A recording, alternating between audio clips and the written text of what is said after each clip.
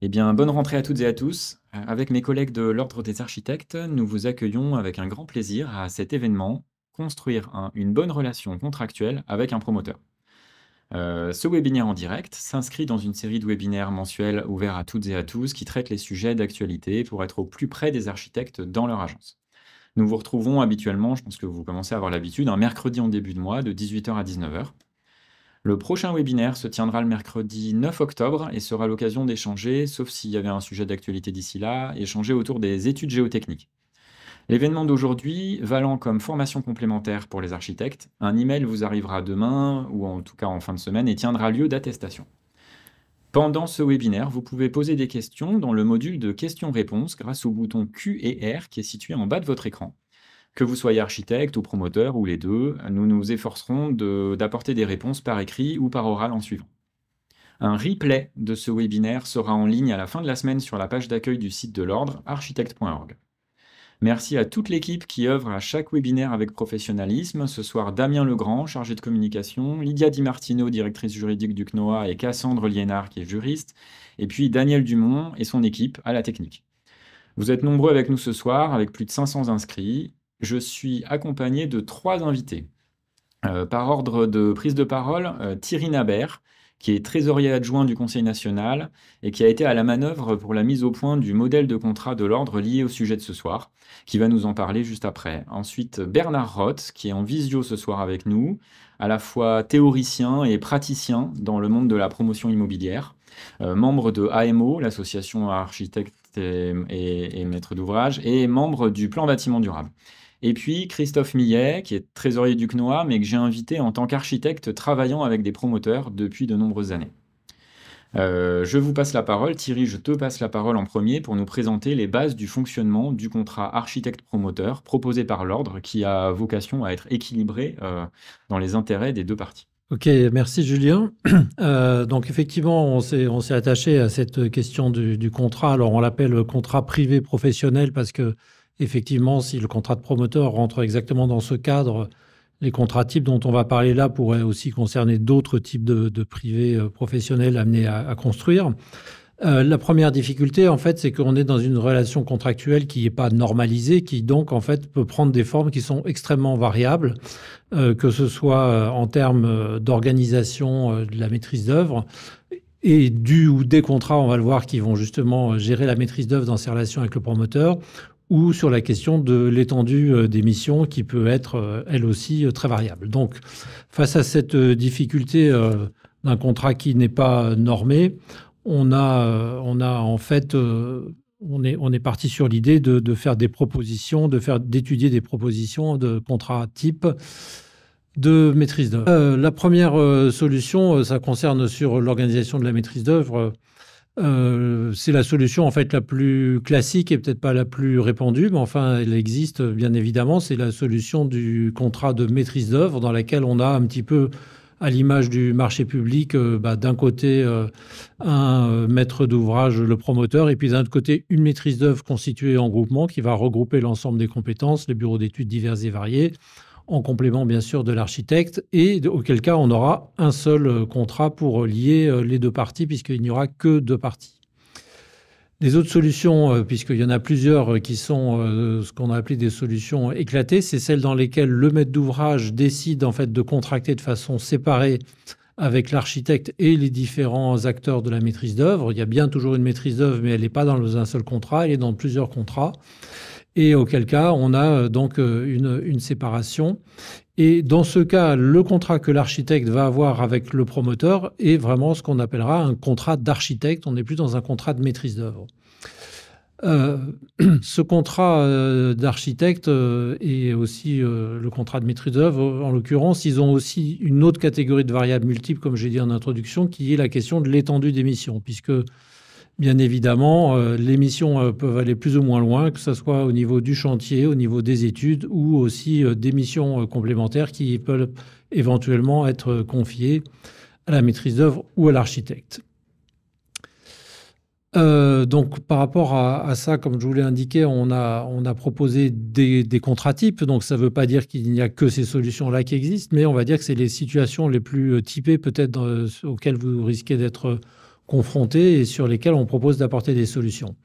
Alors ces contrats types, ils peuvent être, je dirais, utilisés directement par les promoteurs qui les trouveraient adaptés, ce qu'on espère, parce qu'ils ont été rédigés dans une idée de relations équilibrées. Ce n'est pas les contrats de l'ordre, c'est ce qu'on estime être des bons contrats pour une relation équilibrée entre les parties.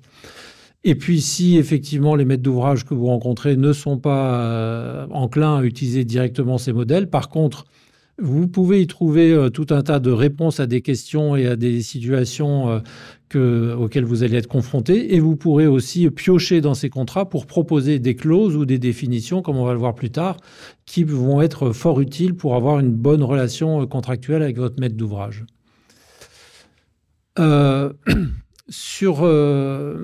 Globalement, on a quand même un point de vue. Bien sûr, on pense que la mission de maîtrise d'œuvre complète est la situation la plus adaptée, on va dire, et la plus simple et la plus solide aussi pour réaliser une opération.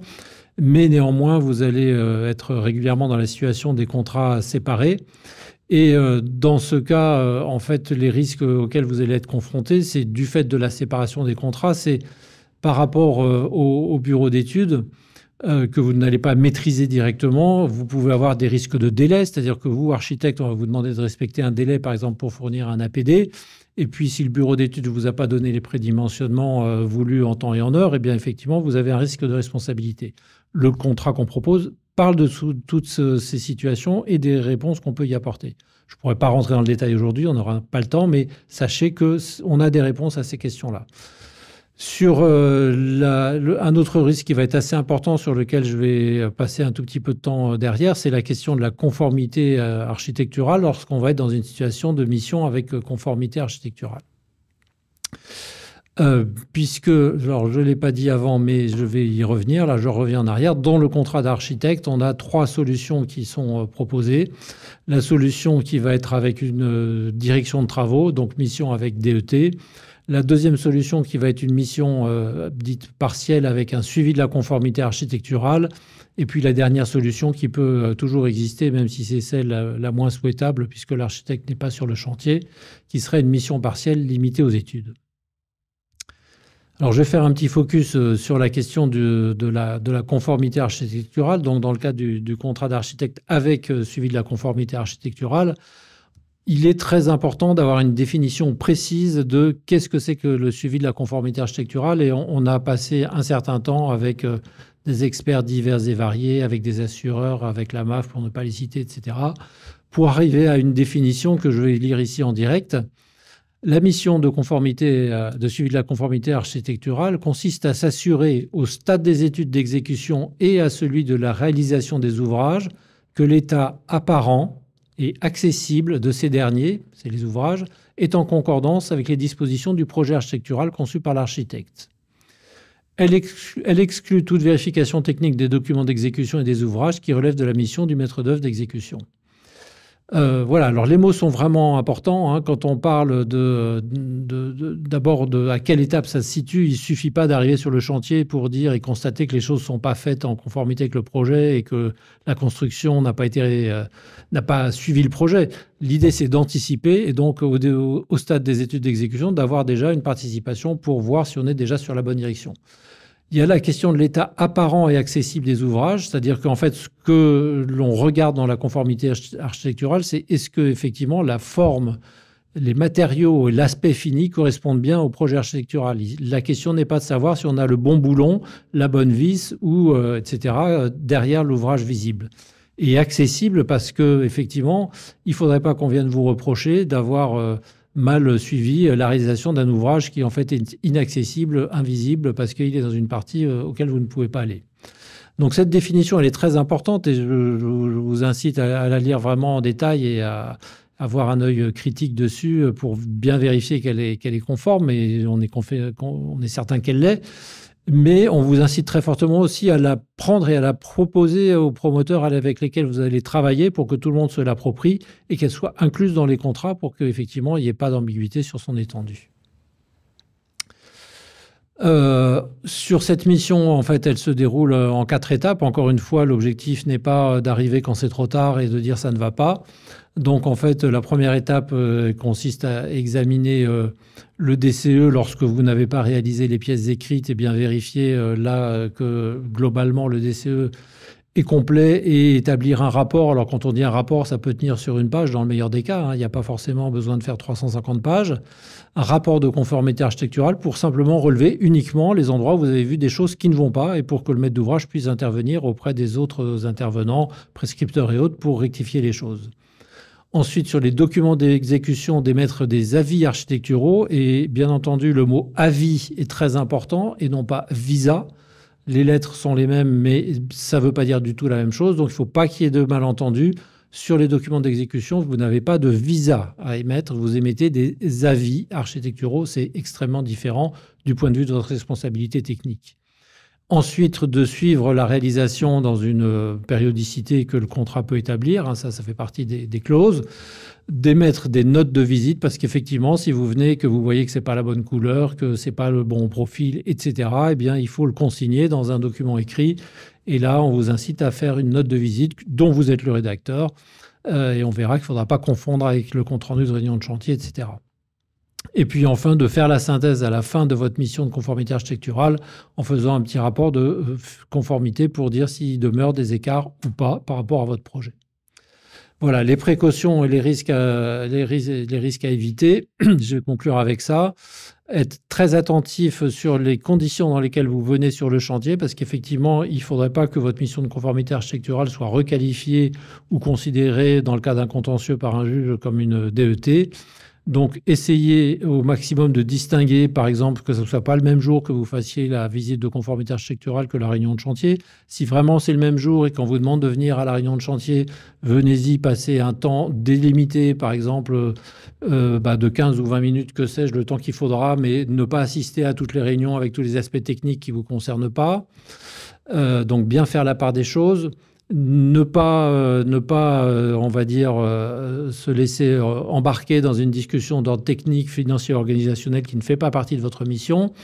Et enfin, on le rappelle, c'est très important, si vous n'avez pas la direction de travaux, vous ne pouvez pas signer la DACT en fin de travaux. Ce n'est pas possible du point de vue de la responsabilité. Donc voilà, les grandes lignes, la topographie d'ensemble des contrats d'architectes qu'on vous propose. Et je vais passer la parole à Julien pour passer à la suite de notre échange. Merci beaucoup Thierry. En fait, moi, je vais passer la parole à Bernard. Bernard, si tu es encore là, si tu peux allumer ta caméra, voilà. On t'a invité, je te tutoie parce qu'on se connaît par ailleurs, et tu es bienvenu à faire pareil. On t'a invité pour nous donner le regard éclairé que tu as avec du recul de ta carrière dans la promotion immobilière et comme je le disais en introduction, à la fois théoricien et praticien. Je ne vais pas en dire plus parce que je te passe la parole. Merci, bonjour à tous et à toutes. Peut-être, alors je suis évidemment 100% d'accord avec tout ce qui vient d'être dit, qui est tout à fait intéressant et qui mérite évidemment la plus grande attention des deux parties, hein, pour le contrat.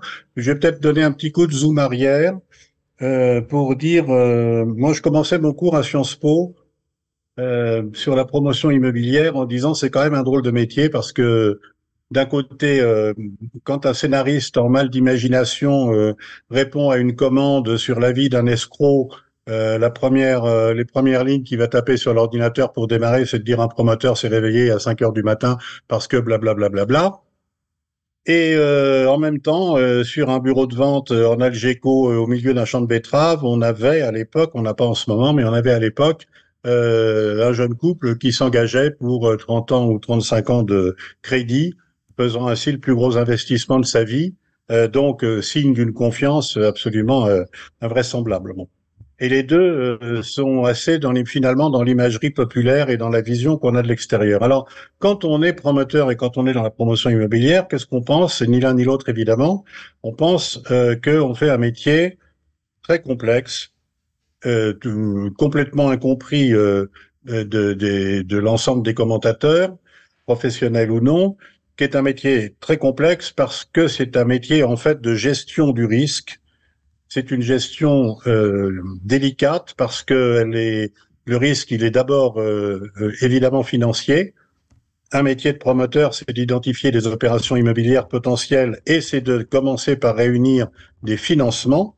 C'est pas une petite, ça tombe pas du ciel et c'est pas une petite opération. Et ensuite, une fois qu'il a réuni ses financements, à tenir les engagements qui ont été pris vis-à-vis de ses financeurs.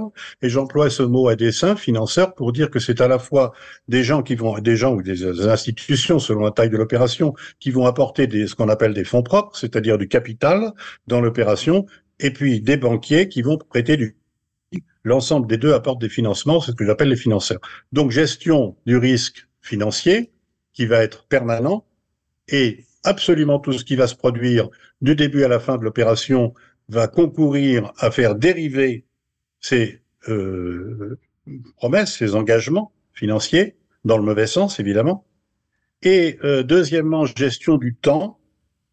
Moi, quand j'ai commencé dans ce métier, je vous dis pas quand, mais il y a très très très longtemps, on disait au fond c'est un métier de chef d'orchestre qui va être capable de tirer le meilleur de chacun des virtuoses qui sont dans l'orchestre, etc. Bon, très bien. En fait, c'est plutôt le commandant d'un navire qui, au 19e siècle, quittait Southampton et devait arriver à Valparaiso 3 mois, 14 jours et 5 heures plus tard. Et ça, c'est la gestion du temps et qui va constater que tous les courants marins, les tempêtes, les mutineries, tout ce que vous voulez, vont concourir pour que ça se produise pas à ce moment-là et pour qu'il aille pas à Valparaiso, naturellement pas à Valparaiso et en tout cas pas dans les délais donnés. Voilà comment il va vivre sa vie. Et l'interlocuteur que vous avez en face de vous, qui est un des représentants du promoteur, un patron qui pense fondamentalement ce que je dis, notamment vis-à-vis de ses propres patrons, et une direction générale qui elle-même vit dans l'inquiétude. J'essaye de trouver le mot juste et mesuré. L'inquiétude et l'ensemble l'ensemble des moyens permettant de pallier ces risques autant que possible, en sachant que évidemment, quand on a des taux de crédit qui s'envolent à la suite de décisions monétaires d'une banque centrale, c'était pas prévisible, c'est la faute de personne et ça change absolument tout dans l'équation économique du problème. Voilà. Deuxième observation générale que je voudrais faire, je ne vais pas m'étendre là-dessus, mais ayez conscience que ce métier est en train de devenir, en quelques mois, sinistré. Je pèse mes mots. C'est extrêmement grave, beaucoup plus que dans les crises précédentes, parce que derrière l'arbre, commenté dans tous les journaux, les ventes s'effondrent et les banquiers n'accordent à peu près plus de crédit, se cache la forêt, qui est la question de la non-artificialisation de sol, qui elle est gravée dans le béton par la loi et qui est évidemment incroyablement plus dangereuse et pénalisante, qui est un phénomène structurel qui a pour conséquence une incroyable, comme ça ne s'est jamais produit, raréfaction des opportunités foncières, donc leur renchérissement inévitable, et qui est donc un facteur autrement plus grave que l'inflation, qui conduit d'ailleurs, entre parenthèses, tellement grave, qui conduit d'ailleurs plusieurs des plus grandes sociétés de promotion à dire notre métier va profondément changer, et d'autre part certaines des sociétés les plus innovantes à dire il va falloir apprendre à construire moins, c'est-à-dire de moins en moins, alors qu'évidemment le point de départ de l'équation a toujours été depuis 50 ans, de construire de plus en plus. Voilà. Maintenant, ce cadre étant posé, dans la relation dont la contractualisation, sous la forme des différents contrats évoqués, est le résultat, la question c'est effectivement, pour le promoteur, qu'est-ce qu'il achète? Et évidemment, dans le cadre de la gestion du risque, il veut acheter le maximum de sécurité possible. Donc lui, sa pente naturelle, souvent abritée derrière des formules magiques et non négociables, comme chez Nexity, on fait comme ça et pas autrement. Chez Altarea, on a un contrat type et il n'est pas négociable, et etc., etc., etc. On aboutit évidemment à des contrats dont il n'est de l'intérêt de personne qu'il soit déséquilibré. Parce qu'un contrat déséquilibré finissant chez un juge, le juge pourra, c'est pas obligatoire, c'est pas certain, mais il y a une réelle probabilité qu'il observe que ce contrat est déséquilibré et que par conséquent, il émette un jugement tendant à rééquilibrer les choses. Donc tout le monde a le même intérêt fondamentalement. Donc si tout le monde a le même intérêt, où est la difficulté? Ben, la difficulté, c'est que on ne se comprend pas au départ. Moi, j'ai à peu près toujours vu ça, de même que j'ai à peu près toujours vu que, au fil des années, des architectes finissaient par avoir plusieurs, pour ne pas dire des tas de promoteurs qui étaient devenus des relations, voire des amis, et réciproquement, parce que chacun avait appris à découvrir le travail de l'autre et à découvrir que ça méritait beaucoup d'estime et bien sûr qu'il peut y avoir des conflits, bien sûr qu'on peut ne pas être d'accord, bien sûr qu'il y a des oppositions à certains moments, mais enfin sur le fond, chacun avait un peu comblé le déficit de connaissance de l'autre métier au départ. Et pourquoi est-ce qu'on a ce déficit au départ? Parce que tout simplement, je voudrais que vous m'expliquiez pendant les études d'architecture combien d'heures sont consacrées au droit, combien d'heures sont consacrées à la finance et, pour devenir vulgaire, combien d'heures sont consacrées à des activités commerciales, ce qui sont quand même les grandes activités du promoteur, ces trois sujets. Donc, l'architecte n'y connaît absolument rien, il n'a aucun point de repère là-dedans. Quant à la formation du maître d'ouvrage, c'est encore plus passionnant puisqu'il n'y en a pas. Il n'y a pas de véritable école de la maîtrise d'ouvrage. En général, le maître d'ouvrage, il est d'une grande école scientifique, d'une grande école commerciale, de la faculté de droit et des sciences économiques, etc., etc. C'est-à-dire des métiers qui préparent absolument pas à la maîtrise d'ouvrage, d'une part. Et alors, combien d'heures d'architecture ont-ils eu au cours de leur vie? C'est très simple, zéro, absolument rien. Donc, au fil du temps, ils ont ils ont l'illusion totale de comprendre quelque chose à l'architecture, en général en s'accrochant sur j'aime ceci et j'aime pas cela, ce qui est évidemment exactement le contraire. Et donc, ces deux mondes ne se comprennent pas au départ. Il faut absolument comprendre qu'ils ne se comprennent pas. Si vous allez travailler en Chine demain, c'est de moins en moins vrai, mais bon, il est complètement évident pour chacun que ce ne sont pas les mêmes mentalités, ce ne sont pas les mêmes langages, ce ne sont pas les mêmes concepts. Il y a même des grands philosophes qui se sont spécialisés dans la comparaison et dans le rapprochement entre les deux séries de concepts. Bon, on le sait, on le comprend, c'est évident. Quand un architecte va voir un promoteur, il n'a pas du tout en tête que c'est la même chose, et réciproquement. Et donc, il faut absolument essayer d'établir un climat de confiance dès le départ, c'est ça que je veux essentiellement vous dire, parce que, quel que soit, alors d'une part parce que pour se mettre d'accord sur le contrat, mieux on se comprendra, plus on trouvera les intérêts communs, plus on commencera à établir un climat de confiance des deux côtés, et meilleure sera la négociation, et mieux on arrivera à trouver des intérêts communs et à les mettre en forme. Ça, c'est la première chose. Mais la deuxième, c'est que sur la durée qui n'est évidemment pas celle qui est prévue dans le contrat, qui sera beaucoup plus longue, avec toutes les difficultés et tout ce qui est inattendu, bah, évidemment, la qualité de l'attelage entre la maîtrise d'ouvrage et la maîtrise d'œuvre est absolument fondamentale pour traverser le chemin et essayer d'arriver à temps à l'objectif. Voilà les premières choses que je voulais poser et je recède donc la parole maintenant. Merci beaucoup Bernard. Christophe, est-ce que tu peux réagir à ça et nous apporter ton expérience? Oui, merci Julien. En quelques mots, déjà, je voudrais rappeler une chose fondamentale, c'est que le contrat d'architecte est essentiel forcément dans la vie du projet, mais surtout qu'il faut y passer du temps. Il faut y passer du temps. Pourquoi? Parce que, comme l'a dit Bernard, les architectes ne sont pas formés pour lire des contrats, pour comprendre les demandes du maître d'ouvrage. Et donc, ils ont besoin d'assimiler toutes les clauses contractuelles et de comprendre quelles en sont les conséquences. Donc, il faut y passer du temps. Il faut y passer du temps parce que c'est tout le temps qui sera gagné par la suite pour éviter, en cas de conflit, pour éviter d'y passer encore plus de temps. Les architectes ne sont pas formés. Au contraire, les promoteurs, eux, disposent de services juridiques qui ont les capacités à comprendre de quoi ils parlent et donc à connaître les clauses par cœur et à en connaître les conséquences.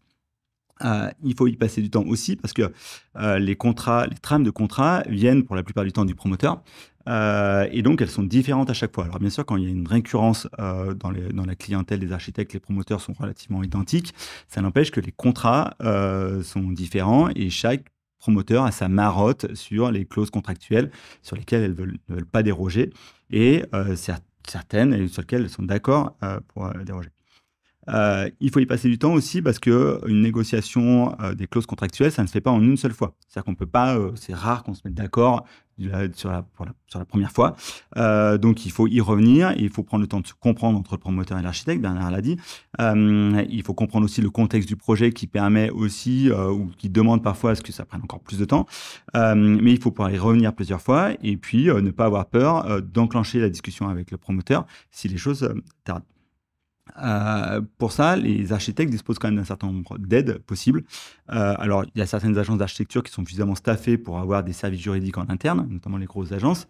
Pour les agences moyennes et les petites agences, il est possible de se faire aider par des cabinets d'avocats qui proposent des contrats cadres, notamment à des tarifs relativement restreints. Mais quand on signe un contrat promoteur-architecte avec plusieurs centaines de milliers d'honoraires, la consultation d'un avocat est relativement réduite, le coût est relativement réduit. La deuxième personne, c'est l'assureur. L'assureur est notamment la MAF, mais pas que, et dispose d'une assistance juridique qui permet de relire le contrat et d'aider l'architecte à s'assurer que les clauses contractuelles ne vont pas lui faire porter des risques qui ne seraient pas couverts notamment soit par l'assureur, mais aussi par la manière de faire. L'ordre aussi des architectes le croit, qui n'a pas pour vocation à avoir une mission de relecture des contrats, mais qui ponctuellement, sur une clause en particulier, peut être interrogé par les architectes pour savoir si cette clause est conforme au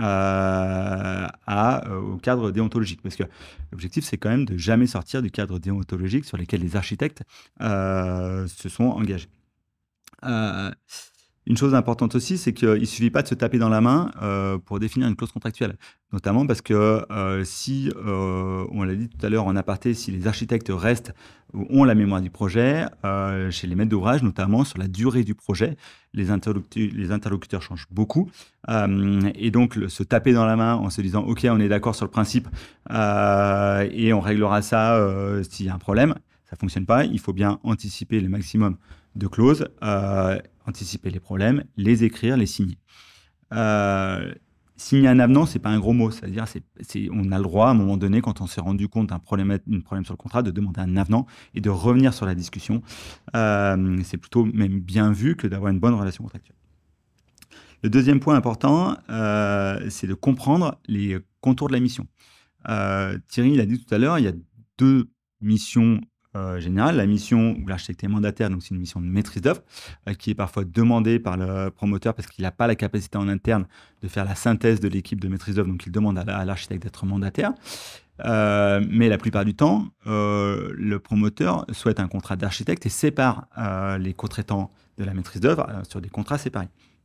Et là, il faut comprendre ce qui est attendu de l'architecte, notamment en termes de mission. Donc, il y a la mission partielle de base, qui est une mission de conception, la mission avec visa, la mission qui peut être la mission complète. Et puis, il y a toutes les missions complémentaires, ce qu'il faut envisager et qu'il faut citer dans le contrat, notamment les travaux modificatifs acquéreurs, le PC mode, le deuxième PC mode, le PC balai, les plans de vente, les plans de notaire et cette fameuse conformité en fonction des typologies de contrat. Donc, il faut bien que dans le contrat apparaissent toutes ces tâches, et il y en a probablement d'autres que j'ai pas citées, et appréhender que ces missions dites annexes ou complémentaires puissent évoluer dans le cadre notamment d'un programme qui serait vendu en bloc à un bailleur social, dans quel cas les plans de vente ou les plans notaires ne sont pas les mêmes que ceux qui étaient prévus au contrat. Donc, il faut bien pouvoir isoler ces tâches-là. Le point important, c'est de rappeler notamment en ce qui concerne les PC modes et la conformité, qu'il y a un cadre déontologique et que le contrat, même s'il est signé, ne peut pas sortir du cadre déontologique. Si vous veniez à signer un contrat qui sortirait du cadre déontologique ou du cadre contractuel que les architectes ont le droit d'aborder, dans tous les cas, le juge viendrait réparer tout ça. Donc tout le monde a intérêt à ce que le contrat reste dans les cadres déontologiques de l'architecte, ce qui n'est pas toujours facile à comprendre pour le promoteur. Donc, il faut parfois rappeler le cadre déontologique, et je reviens, c'est surtout le sujet de la conformité du permis mode qui est en jeu. Un point important encore, il est quand même nécessaire pour les deux parties de contractualiser le plus tôt possible. Les deux parties ont intérêt à contractualiser très tôt parce que le promoteur veut s'assurer que l'architecte dépose le permis dans les temps Donc, il a intérêt... Je ne sais pas si ça a coupé ou pas. Je ne me vois plus. Non, ça Non, fonctionne, mais pardon. on n'a plus, On n'a plus l'écran, donc, excusez-moi. la technique. Il faut, le promoteur a intérêt à s'assurer que l'architecte déposera bien le permis de construire dans les temps pour ne pas perdre ses promesses.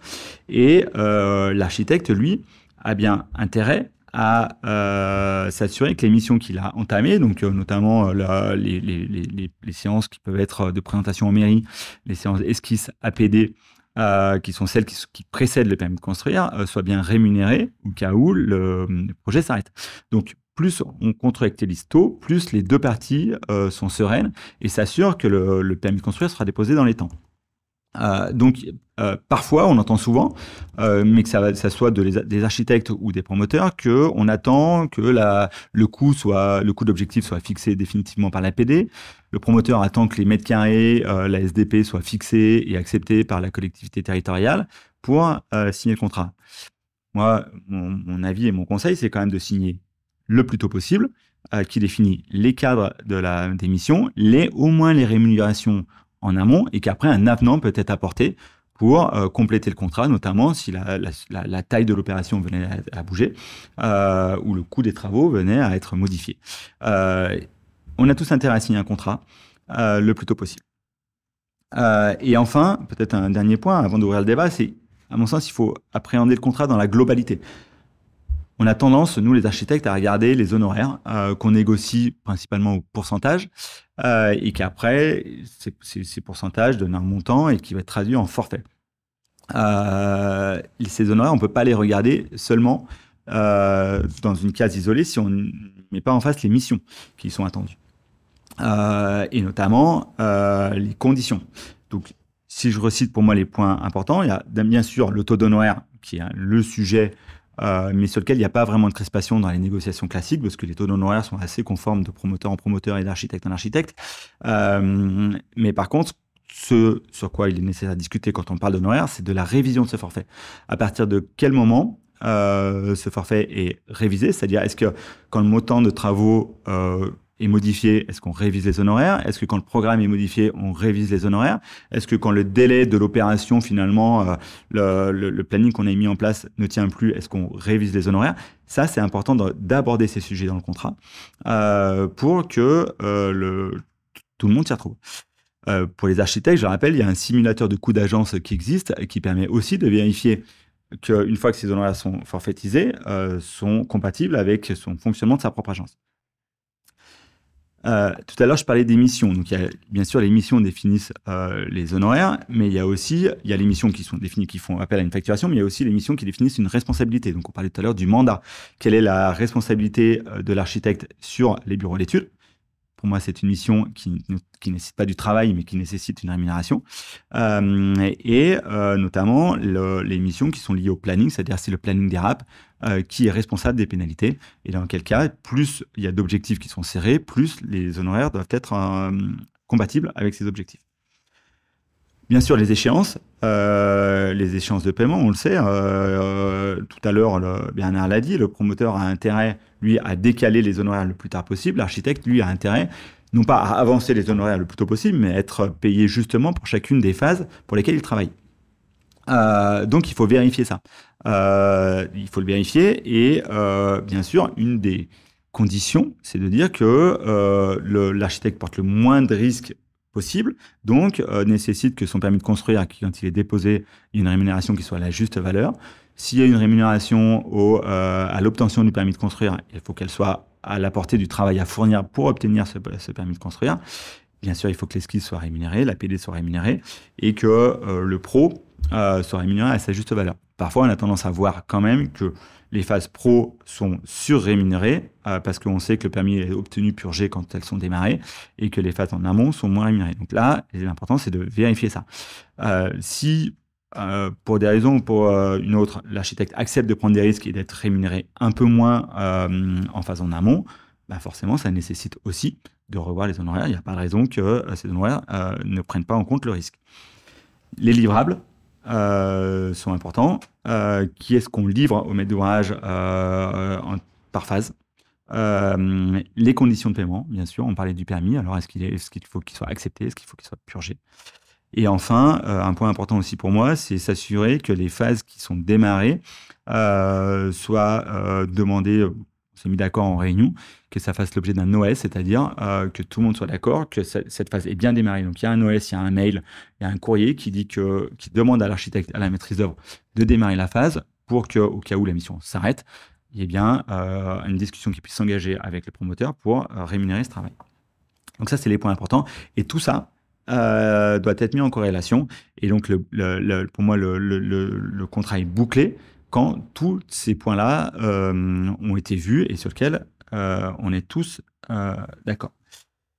Peut-être un dernier point, mais c'est de dire que la discussion autour d'un contrat, parfois, on a tendance à croire que ça va être un combat, mais en fait, c'est pas tant un combat, c'est pas aussi douloureux que ce qu'on imagine, tout simplement parce que chez les promoteurs, on a affaire à des directeurs de programme ou des chargés d'opération qui ont envie aussi de signer les contrats, qui n'ont pas intérêt à ce qu'on rentre dans une relation douloureuse qui va me pourrir les relations après. Donc, les discussions sont plutôt saines. Il faut savoir se parler, comprendre les mots, utiliser les mêmes mots parfois. Bernard encore l'a redit. C'est important de se comprendre. Et puis, il faut aussi comprendre que finalement, à l'ordre, dans les commissions litige, on a assez peu de litiges promoteurs-architectes. C'est-à-dire qu'on arrive toujours à trouver une solution. Mais ces solutions qui ne seraient pas encadrées contractuellement prennent énormément de temps s'il n'y a pas de base contractuelle. Alors que si c'est appréhendé dans le contrat, d'un seul coup, tout va mieux. Voilà ce que je pourrais dire. Voilà. Merci beaucoup, Christophe. Je voudrais repasser la parole à Bernard, mais juste te demander une précision pour vérifier que j'ai bien compris. On nous pose beaucoup de questions sur comment réagir quand le promoteur ne peut pas se permettre de payer l'architecte avant le permis de construire purgé, etc., des situations comme ça. Je crois que tu as répondu, tu as dit c'est une prise de risque, ça se valorise, ça coûte de l'argent concrètement, et du coup les honoraires doivent être adaptés à cette prise de risque. C'est bien ça ? La règle, c'est de ne pas supporter le risque du promoteur parce que chacun son métier. L'architecte dessine, conçoit et dépose un permis de construire et fait en sorte qu'il soit accepté. Et le promoteur, lui, il a un risque à ce que l'opération, c'est toute la gestion du risque du promoteur qui, lui, doit appréhender son risque. Donc, à la base, chacun son métier. Après, il peut y avoir un accord entre un architecte et un promoteur que moi je ne conseille pas, mais qui dit on travaille à risque. Par contre, ce risque, je considère, et on le fait pour les concours notamment, les concours promoteurs architectes, les primes de concours sont souvent en dessous du travail réel. Par contre, si on gagne le concours, on demande ce qu'on appelle une success fee, qui est j'ai pris un risque pour le concours. Si on le gagne, je demande une prime supplémentaire. Si on le perd, je perds ma prime de risque, mais par contre, j'ai quand même une rémunération. Donc, c'est possible. Après, en toute honnêteté, je pense que c'est pas du rôle des architectes de prendre le risque sur les études. Ça pourrait mettre à mal les agences. Et après, faut laisser aux promoteurs et aux bureaux d'études le risque qu'ils doivent porter eux-mêmes. Voilà. Mmh.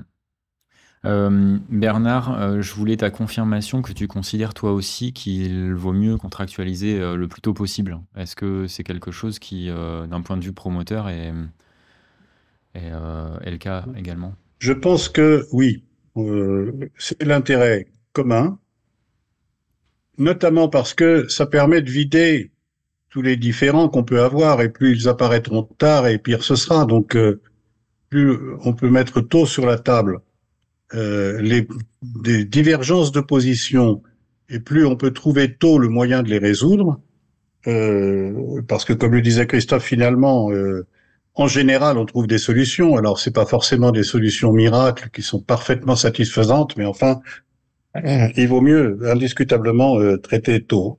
Je voudrais peut-être dire un mot sur cette question du travail à risque, parce que j'ai dit tout à l'heure que je vous dirais pas quand j'ai commencé, mais je vous le dis quand même.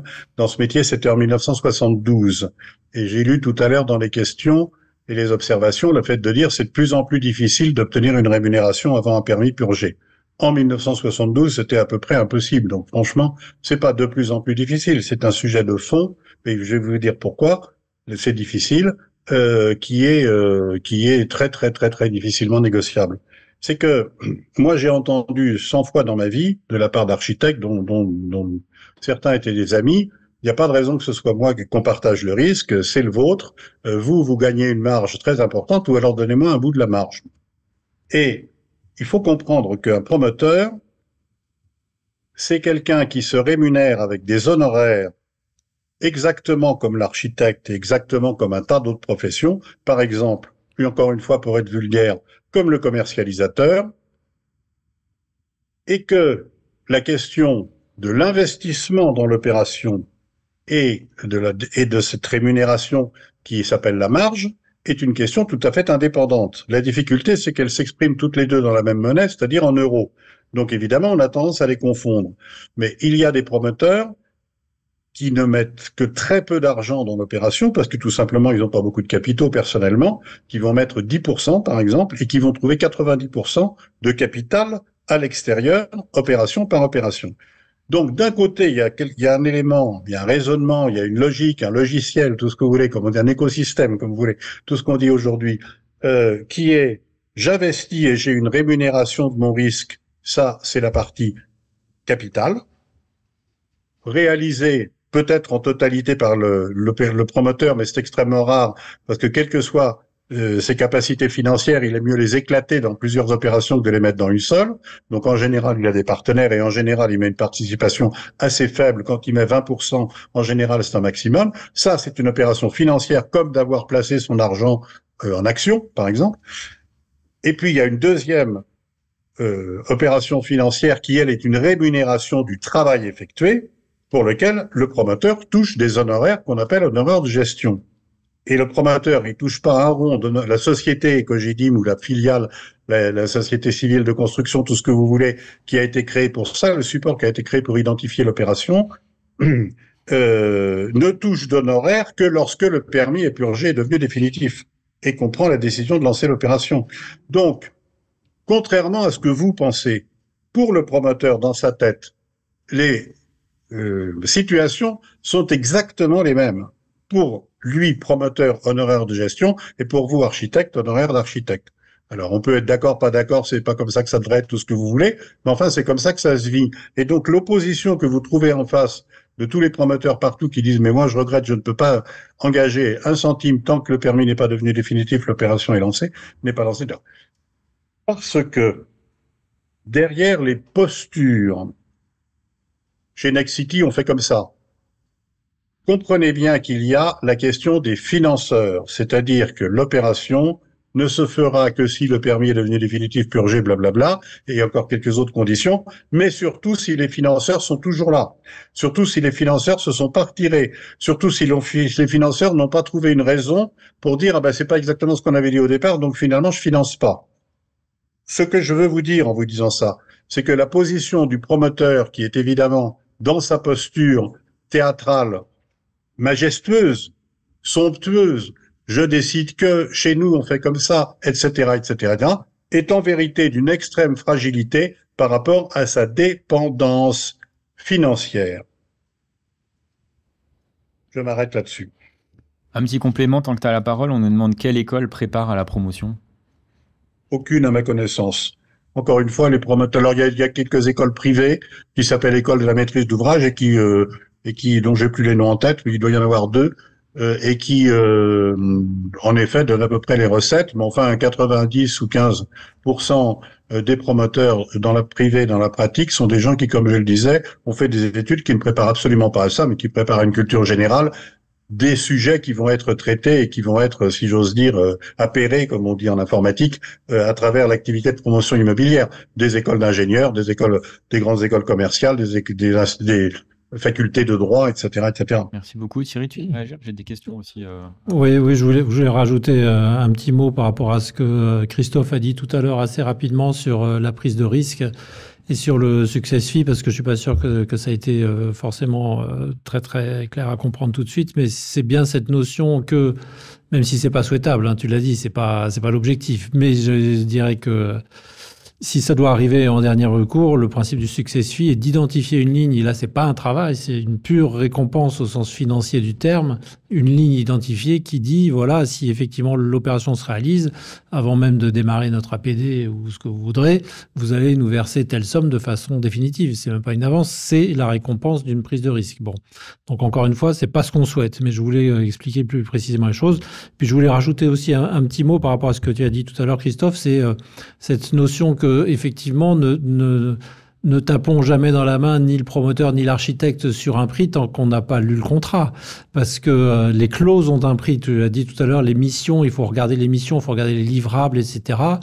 Et je dirais au sens plus large, chaque clause a un prix. Parce que on va prendre l'exemple d'une avance pour pouvoir financer les salaires des 2 ou 3 collaborateurs qui vont bosser pendant 2 mois sur un pro. On sait que la question du financement pour les agences d'archi, c'est très important, que beaucoup d'agences manquent de trésorerie. Donc, un architecte va peut-être avoir intérêt à concéder quelques milliers d'euros en contrepartie d'une avance, parce que pour lui, ça sera un sujet beaucoup plus vital, même si je sais que pour le promoteur, c'est un sujet important, parce que tout l'argent qui est dépensé rapidement a un prix, mais ça va être moins vital peut-être que pour l'architecte. Donc, vous voyez, par exemple, cette histoire de la clause d'avance, eh bien, elle a un prix. Et donc, ne tapez effectivement jamais dans la main. Je dis ça autant pour une partie que l'autre, tant que vous n'avez pas mis au point les clauses. Peut-être encore un mot, mais même à partir du moment où on a lu toutes ces clauses et qu'on s'est mis d'accord, il y a toujours un cas particulier qui va sortir des clauses. Ça peut être le permis qui a été accepté à la ville, qui permet de déclencher une facturation, et puis qui est annulé au tribunal, mais que partiellement, par exemple.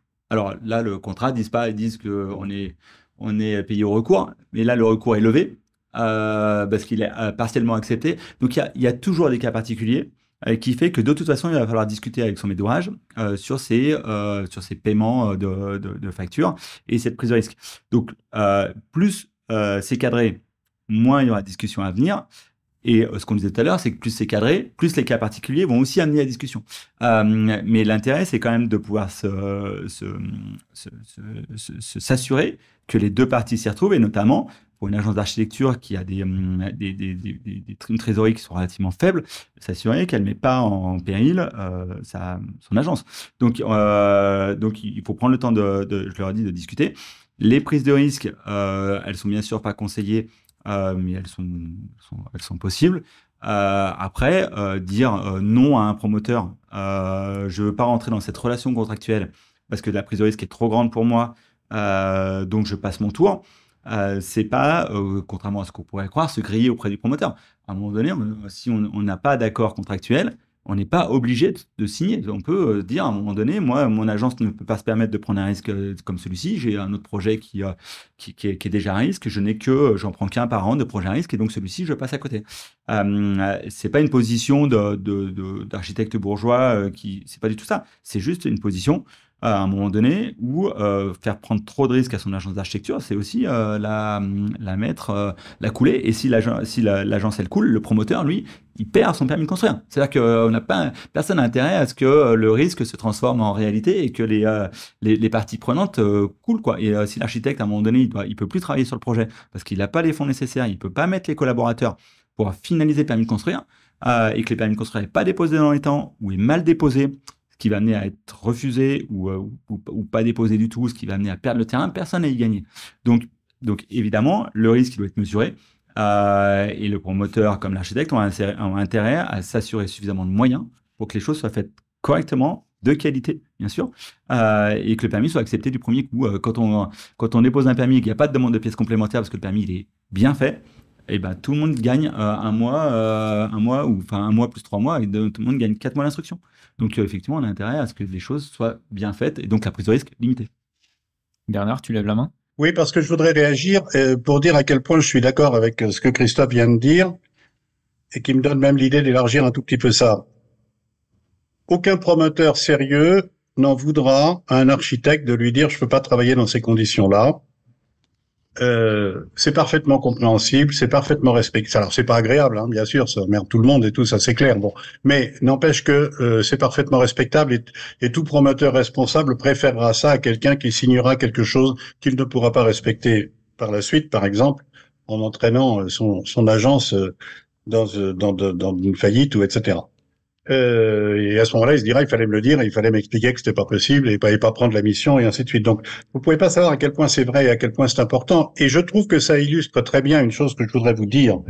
C'est que dans la relation avec le promoteur, nonobstant toutes les images et tout ce que vous voulez, j'ai lu tout à l'heure dans les questions et observations, etc. Et à la question comment voulez-vous vous asseoir à la table d'un requin et manger à votre faim? Bon. Eh ben, oui, moi je réponds très bien et très simple après avoir bien ri, bien sûr. Mais la réponse, elle est extrêmement simple. Barrez-vous. Vous n'asseyez pas à la table. Si vous pensez que c'est un requin, si on mange pas avec le diable, hein, même avec une très longue cuillère. Enfin bref, c'est connu tout ça. Donc si votre vision de ce monde-là, il n'y a pas de loi qui oblige un architecte à travailler avec un promoteur. Si on pense que le promoteur est un escroc, un requin, tout ce que vous voulez, eh ben cherchons autre chose, changeons de métier, devenons scénaristes, comme je le disais tout à l'heure. Là, il y a beaucoup de perspectives. Bref, donc, à partir du moment... Et après, est-ce qu'il y a des promoteurs qui sont des requins? La réponse est oui, bien sûr que oui. Est-ce qu'il y a des mères de famille qui abandonnent leurs enfants dans des poubelles? Oui. Est-ce qu'il y a des poissons volants? Oui, mais c'est pas la majorité de l'espèce. Bon. Donc, si on considère ça et si on veut considérer que les mères de famille sont indignes, eh bien, il faut pas faire d'enfants avec elles. Et si on veut pas travailler avec un promoteur, on le fait pas. Voilà, mais on peut pas espérer créer une relation si on est dans ce... Donc, ce que je veux dire, c'est soyez le plus vrai possible, le plus authentique possible, parce que ça passe. Ça se reconnaît. Je dirais même, en prenant des risques, ça se distingue d'un tas d'autres partenaires qui sont soit caractériels, soit serviteurs, etc., etc. Avoir quelqu'un qui représente véritablement ce qu'il est avec son authenticité, croyez-moi, sur parole, c'est extraordinairement précieux. Vous pouvez pas imaginer l'importance que ça a, mais n'essayez pas de jouer, de surjouer, de finasser, d'être le plus malin, etc., etc. Carte sur table, les problèmes sont ce qu'ils sont, les sujets sont ce qu'ils sont, on peut les résoudre, on ne peut pas. On a en face de soi un abruti complet qui comprend rien et qui veut pas bouger de sa position, et ben de toute façon, il bougera pas et de toute façon, il vaut mieux le savoir tout de suite. En tout cas, il vaut mieux ne pas être cet abruti-là soi-même. Merci Bernard. Je me Et garde. on est bien d'accord qu'il y a aussi des pères de famille qui font des choses et pas seulement les mères de famille. Il y a pas mal de questions qui tournent autour donc, de la rémunération, souvent du manque de rémunération, d'une attente auprès de l'ordre d'encadrer ce genre de choses pour que les architectes s'en sortent grâce à un format de contrat qui permettrait de régir ça. Déjà rien que là-dessus, est-ce que tu peux... Oui, alors là-dessus, je vais forcément décevoir, mais c'est la réalité. On ne comptez pas sur l'ordre pour vous donner des indications sur à quel taux il faut traiter. Que ça soit très clair, c'est la dernière chose qu'on pourrait faire. Ça nous apporterait à tous de grands ennuis. Donc, il est clair que la rémunération, elle ne peut être que librement débattue. Et comme ça a été dit tout à l'heure, si vraiment ça ne va pas, passez votre chemin. J'ai rien d'autre à vous dire. Il n'y aura pas de solution miracle là-dessus. Il faut être très clair. Christophe? Ouais, je l'aurais dit tout à l'heure, peut-être rapidement, mais il y a des outils pour calculer le coût d'une agence. C'est-à-dire que les architectes aujourd'hui ont la capacité à, par un petit tableur Excel, savoir exactement combien vous coûtent vos locaux aux salariés et combien à un moment donné vous devez facturer par mois, par exemple. Et ces petits outils-là permettent de s'assurer que les propositions d'honoraires que vous faites sont compatibles avec le coût de votre agence. C'est-à-dire que quand vous êtes des fois dans une négociation au taux d'honoraire, au pourcentage qui ne veut pas dire grand-chose en vrai, parce qu'on ne sait pas derrière à quel temps il va y passer. Il y a des opérations qui sont simples, d'autres pas simples. Qu'après, on ventile ces sommes dans des missions. On l'a dit tout à l'heure, avec risque ou pas risque. Mais surtout, l'important, c'est de savoir combien de temps on pense passer par mission et est-ce que c'est compatible avec le coût de mon agence. Et ça, c'est un exercice que les agences doivent faire, c'est-à-dire s'assurer que la rémunération qui est proposée ou qui est contractualisée pour une phase rémunère l'agence. Si ça ne rémunère pas l'agence, c'est grave. Si ça rémunère trop l'agence, tant mieux, mais ça veut dire qu'il y a une marge de négociation, ou il y a une marge, voilà. Mais le coût d'un architecte ou d'une agence, en fonction de vos locaux, en fonction de vos collaborateurs, en fonction de vos besoins, en fonction de... C'est indispensable de les connaître, et c'est un outil pour vous, pour aussi définir une rémunération plancher, en disant, en dessous de cette rémunération, je sais que je perds de l'argent, et donc je prends le risque. Donc, il faut prendre le temps de le faire. Oui, oui, alors je ne voulais pas non plus, effectivement... écarter ce que tu viens de dire, c'est-à-dire qu'on peut effectivement conseiller sur la méthode, certainement pas sur le montant et le chiffre qui va être en bas de la page. Après, effectivement, je vais complètement dans ce sens-là. Le point de départ, en réalité, c'est les délais que le maître d'ouvrage va souhaiter ou sur lesquels vous allez vous mettre d'accord. C'est-à-dire que s'il faut produire le permis de construire en 6 semaines, la question, c'est combien de personnes vous allez mettre en face.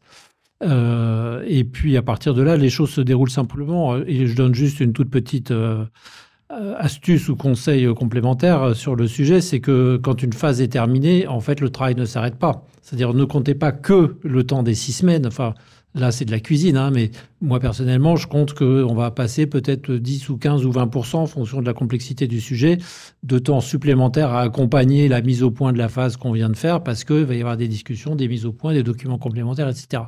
Donc voilà, il faut compter effectivement les temps qui sont prévus au titre du contrat, parce que voilà, mais il faut aussi compter un peu de provision sur les temps intermédiaires. Je suis désolé, on ne pourra pas répondre à toutes les questions. On en a déjà une soixantaine. On essaye de répondre au fur et à mesure par écrit, mais il y a énormément de sollicitations. Juste une question qui revient tout le temps. On me souffle dans l'oreillette qu'en fait, cet outil que tu connais, que je connais, qui a été sur le site de l'Ordre pendant des années ou des dizaines d'années, a priori, on l'a suspendu parce qu'il était plus du tout à jour. Donc je sais pas pourquoi encore, mais on me signale qu'il est peut-être plus en ligne sur le site de l'Ordre. Donc Alors, l'autre solution, c'est de faire appel à vos experts comptables. Une demi-journée avec un expert comptable pour définir le coût de l'agence, ça sera aussi rapide que le tableau Excel. Mais en tout cas, s'il n'y a pas de tableau Excel, il y a vos experts comptables ou quelqu'un qui, dans votre entourage, qui connaît un peu les chiffres, peut, à mon avis, vous aider à définir quel est le coût de l'agence journalier. Donc, il y a d'autres outils que le tableau Excel que j'ai cité, qui me semble, que j'ai connu à une époque. Oui, tout à fait, qui globalement listait toutes les dépenses et qui arrivait par un calcul assez simple à combien coûte une heure d'agence ou combien coûte une heure d'une personne de l'agence, ce qui n'est pas très compliqué à faire par ailleurs, même si celui-ci était très détaillé. On a quasiment fini ce webinaire. Je regarde s'il y a des questions vraiment importantes à traiter par oral, en sachant qu'on est en train de répondre au fur et à mesure par écrit. Il y avait, c'est pas la question la plus importante, mais quand même, elle est revenue plusieurs fois sur les FESA, évidemment non payés, donc faites très vite. Je voulais juste pas lancer un long débat, mais vous poser la question, est-ce que c'est une situation qui est comme ça et qu'on ne sait pas changer, mais qui fonctionne plus ou moins, ou est-ce que c'est une situation qui nécessite une remise en cause? Parce que le fait que ces FESA soient faites très vite, non payées, nombreuses, etc., ne va, à mon avis, pas vers la qualité de la proposition, ni même vers la fiabilité des chiffres qui en sortent. Qu'est-ce que, peut-être Christophe? Ouais, quelques mots peut-être sur les FESA. Alors, à la fois 2 mots. Une situation personnelle, puisque je suis là pour ça. À l'agence, on a eu les premières années où on cherchait du travail auprès des promoteurs. On faisait peut-être 150 FESA par an. D'accord? Et on sortait 3. On a décidé de les faire rémunérer à l'agence. Donc on n'en fait plus que 10 par an. Et on sort 3. Et ça illustre assez bien la chose. Ça veut dire que les études de capacité qu'on nous demande de faire, la plupart du temps, elles sont pas viables. Elles sont pas viables parce que c'est une compétition entre promoteurs et puis le promoteur, c'est gratuit, il la lance, il appelle un architecte, il lance la CAPA, il a même pas vérifié que ça se trouve parfois, il y a un EBC, un espace boisé classé, ou parfois le bâtiment il est protégé. Et puis voilà. Donc c'est une mauvaise relation que les promoteurs entretiennent avec les architectes. Avec la contrepartie, c'est que si la FESA sort, l'architecte fait l'opération. Donc c'est comme ça pourrait être faire un devis gratuit, quoi, un peu. Voilà. Malgré tout, c'est quand même une prestation intellectuelle. C'est-à-dire, une étude de faisabilité, ça demande quand même d'étudier le PLU, puis ça demande quand même l'essence même du métier architecte. C'est pas un devis, quoi. Un devis, c'est pas un menuisier qui fait un devis, il n'est pas en train de faire un meuble, il fait un devis. Un architecte qui fait une FESA, il fait son métier d'architecte. Donc, c'est une prestation intellectuelle qui est intrinsèque à son métier d'architecte. Donc, à mon sens, elle mérite rémunération. Mais je leur ai dit, elle ne mérite pas rémunération parce qu'elle prend du temps. Elle mérite rémunération parce qu'elle fait le tri entre... alors, on laissera répondre peut-être Bernard Saucher, entre les CAPA qui sont lancés comme ça auprès d'architectes trop vite, trop bien parce que c'est facile, parce que c'est gratuit, avec celles où le promoteur veut un vrai dossier, parce qu'il veut vraiment acheter le terrain, donc il veut une étude plus poussée, sur lequel il peut financer quelques milliers d'euros, mais et s'assurer que le dossier soit bien fait, et parce qu'il veut aussi que l'architecte aille défendre la CAPA auprès du vendeur du terrain ou auprès du maire pour s'assurer que ça va passer, et dans quel cas ça nécessite rémunération. L'autre point faible des CAPA, c'est surtout que pour que le promoteur puisse acheter son terrain, il faut que la SDP soit la plus haute possible, ce qui amène à faire des projets qui ne sont pas des projets architecturaux, mais pour le coup des vraies études de capacité maximale, c'est-à-dire on prend le PLU, hauteur, largeur, profondeur, et on donne la SDP maximale. et que le promoteur, une fois qu'il a acheté son terrain sur cette SDP-là, l'architecte doit plus ou moins faire en sorte de sortir un projet qui soit conforme avec les SDP, qui est celui qui a permis d'acheter le terrain. Souvent, ça marche pas, parce que forcément, la SDP maximale, ça veut pas projet. La SDP, ça vaut SDP maximale, conformité PLU, mais ça vaut pas projet. Et là, on se retrouve dans des discussions où l'architecte, on enlève petit à petit. Le promoteur, lui, est pas content parce qu'il a signé un terrain sur une SDP qui lui a. On sait que les promoteurs achètent le terrain sur le nombre de SDP, donc personne s'y retrouve en fait dans cette histoire de capacité. Donc, bien sûr. Moi, je milite toujours pour que les architectes demandent une rémunération. Si le promoteur ne veut pas la donner, ce que je comprends, il trouve un autre architecte qui veut la faire gratuitement. Mais la meilleure relation, toujours dans l'intérêt du promoteur et dans l'intérêt de l'architecte, c'est que cette étude soit bien faite. Au lieu de prendre 2 heures, alors elle prend 2 jours. 2 jours de rémunération, c'est pas beaucoup. Et c'est bien fait. Et le promoteur, il a plus de chances pour moi d'avoir le terrain si l'étude est bien faite, rémunéré, plutôt que s'il lance 200 CAPA par an, mais qui sont faites sur un bout de table. Ça, c'est la position personnelle de l'agence. Après, j'ai des confrères qui ne raisonnent pas comme ça et qui travaillent très bien. Je veux dire, il n'y a pas de sujet. Mais moi, j'invite quand même les confrères à se repositionner, à se re-questionner sur la capacité qu'ils ont à faire des études de capacité gratos. Parce que moi, j'ai fait le bilan en termes de rentabilité, ça ne marche pas pour les agences. Merci beaucoup. Bernard, est-ce que tu veux réagir par rapport à ce sujet? Oui, je suis d'accord parfaitement avec ce qui vient d'être dit, c'est parfait. Eh bien, ce sera le mot de la fin parce franchement, on aurait pu faire une émission de 2 ou 3 heures sur ce sujet. Si vous voyez toutes les questions qu'on nous pose, le sujet est multiple. Il faudra peut-être reprogrammer un autre webinaire dans quelques temps. Ce sujet est beaucoup plus vaste que ce qu'on vient de commencer à aborder là. Cela dit, on tient le timing. C'est pour ça que vous vous connectez aussi nombreux une fois par mois. C'est que c'est 1 heure. C'est synthétique et on essaye d'aller uniquement à l'essentiel. Donc, on va s'arrêter là. Merci à tous les deux qui étaient avec moi dans la salle. Merci à Bernard de nous avoir rejoints en visio et de nous avoir apporté cet éclairage. Merci à tous ceux qui ont participé, écouté, posé des questions. Je le redis, mais on essaye de répondre par écrit dans la mesure du possible. Là, je vois qu'on a répondu à 27 questions par écrit. On garde les questions qui nous sont posées pour toutes celles, les 47 auxquelles on n'a pas encore répondu, et on essaye d'apporter des réponses au moins à certaines par la suite. Donc il y aura probablement des réponses sur le site de l'Ordre, en plus du replay qui va arriver en fin de semaine. Je le redis aussi, ces webinaires font partie d'une formation et les architectes recevront une attestation de formation dans quelques jours. On se retrouve le mois prochain, un mercredi en début de mois. J'ai donné la date tout à l'heure, je ne l'ai plus sous les yeux. Je crois que c'était le 9 octobre pour le prochain webinaire avec d'autres invités. Merci à tous et une très bonne soirée. Et encore une fois, une bonne rentrée, bonne reprise pour ceux qui ont pu lever le pied un peu pendant l'été. À très bientôt. Merci. Au revoir.